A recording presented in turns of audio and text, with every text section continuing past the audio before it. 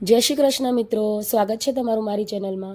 આજે આપણે એકદમ સોફ્ટ તલ માવાનો રોલ બનાવશું। તો ચીક્કી અને લાડુ તો આપણે ઉત્તરાયણ ઉપર ઘણીવાર બનાવતા હોઈએ છીએ, પણ આજે કંઈક અલગ, કંઈક નવું બનાવશું અને એકદમ સોફ્ટ, તો બાળકોને બી ભાવે અને મોટા પણ આરામથી એને ખાઈ શકે।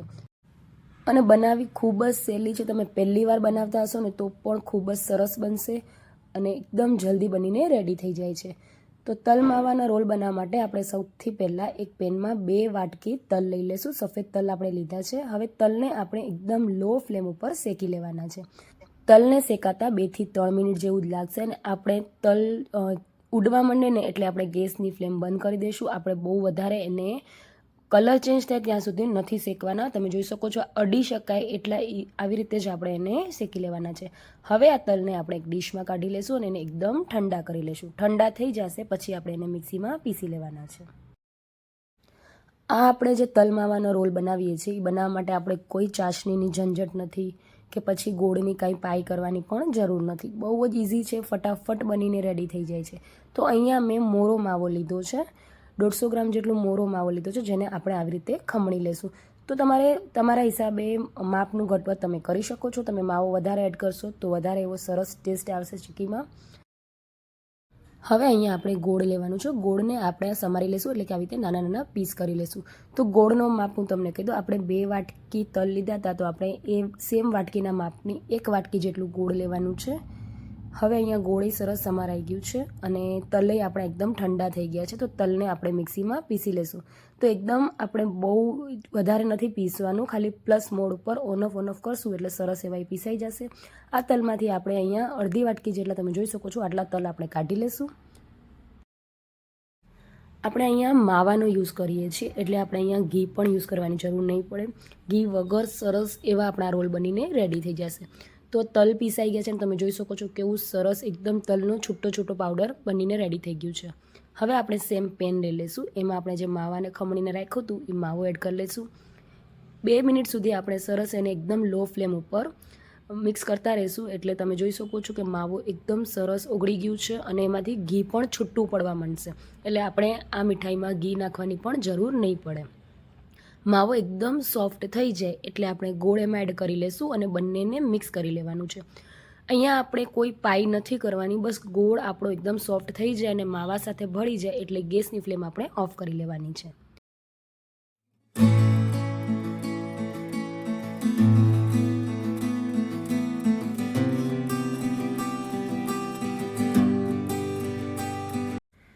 તો અહીંયા તમે જોઈ શકો છો ગોળ અને માવો સરસ મિક્સ થઈ ગયું છે, એકદમ સરસ મિશ્રણ આપણું બનીને રેડી થઈ જાય તો આપણે ગેસની ફ્લેમ ઓફ કરી દઈશું અને હવે આપણે જે તલને પીસીને રાખ્યા હતા એ તલ આપણે એમાં એડ કરી લઈશું।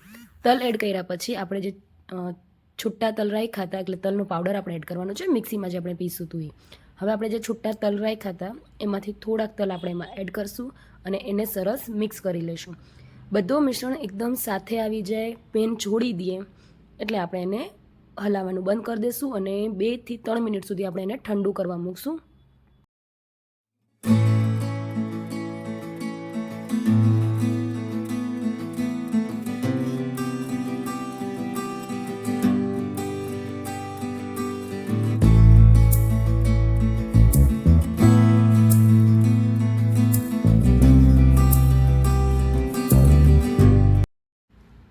આ તલનું મિશ્રણ ઠંડુ થાય ત્યાં સુધી આપણે એક પ્લાસ્ટિકની શીટ લઈ લેવાની છે। તો તમારી પાસે ફોઇલ પેપર હોય કે પછી બટર પેપર હોય તમે એ પણ લઈ શકો છો।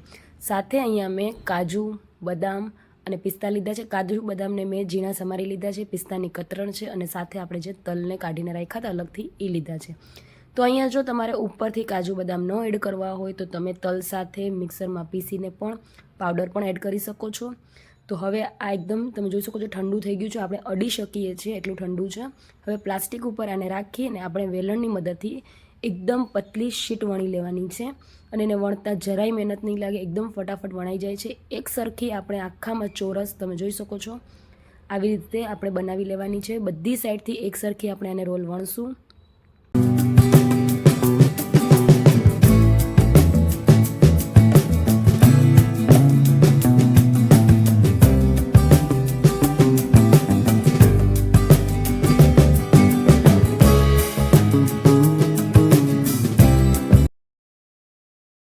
તો અહીંયા તમે જોઈ શકો છો એકદમ સરસ પાતળી આપણી આ શીટ વણાઈને રેડી થઈ ગઈ છે. હવે ઉપરથી આપણે અહીંયા થોડાક સફેદ તલ, કાજુના કટકા, બદામના કટકા અને પિસ્તા આવી રીતે તમે જોઈ શકો છો બિલકુલ આવી રીતે ફેલાવીને નાખી દઈશું અને પછી ઉપરથી થોડુંક પાછું વેલણથી એને પ્રેસ કરી લઈશું, જેનાથી આ બધું વ્યવસ્થિત સેટ થઈ જાય. તો અહીંયા રોલ કરતી પહેલાં નીચે આપણે થોડાક તલ અને પિસ્તાની કતરણ એડ કરવી હતી, પણ મારાથી ભૂલાઈ ગઈ.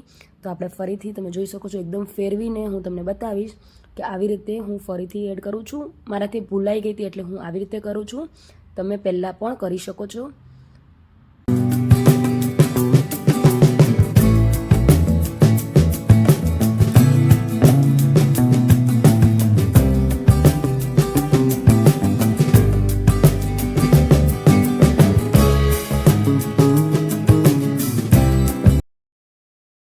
આ ઉત્તરાયણ ઉપર એકવાર આ જરૂરથી ટ્રાય કરજો. જો તમે પહેલી વાર બનાવતા હશો ને તો પણ ખૂબ જ ટેસ્ટી, એકદમ સોફ્ટ આપણે આ માવા ચીક્કી રોલ બનીને રેડી થઈ જશે. તો એકવાર જરૂર ટ્રાય કરજો. હવે આ સરસ રેડી થઈ ગયું છે. હવે આપણે એનો રોલ કરી લેવાનું છે. તો એકદમ હળવા હાથે ધીમે ધીમે આપણે એને ફેરવતા જઈશું, એને રોલ કરતા જઈશું અને આ રોલને આપણે અડધી કલાક સુધી ફ્રીઝમાં સેટ કરવા મૂકશું.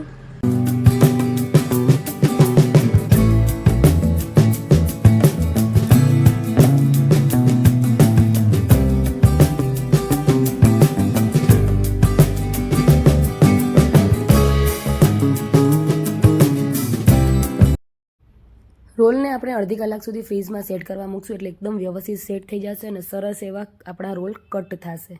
તો આ રોલ રેડી છે અને આપણે મૂકી દઈશું ફ્રીઝમાં અને અડધી કલાક પછી હું તમને બતાવું છું કે કેટલા સરસ આપણા રોલ બન્યા છે અને પછી આપણે એને કટ કરી લઈશું.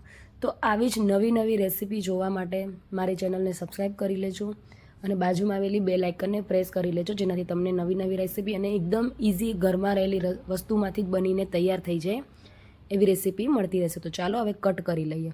તો તમે જોઈ શકો છો કે એકદમ ઇઝીલી આપણે આને કટ કરી શકીએ છીએ અને કેવા સરસ આપણા આ રોલ બનીને રેડી થઈ ગયા છે. તો બસ એને કટ કરી લેશું અને આ ઉત્તરાયણ ઉપર આ રેસીપી જરૂરથી ટ્રાય કરજો. બધાય તમારા વખાણ કરતા નહીં થાકે, એટલી ટેસ્ટી ને એટલી સરસ આ માવા ચીક્કી બનીને રેડી થઈ છે. તો છે ને એકદમ મસ્ત અને હું તમને તોડીને પણ બતાવું છું. એકદમ સોફ્ટ, ઇઝીલી તૂટી જાય, નાના મોટા. તો ચાલો મળીએ નેક્સ્ટ વિડીયોમાં નવી રેસીપી સાથે.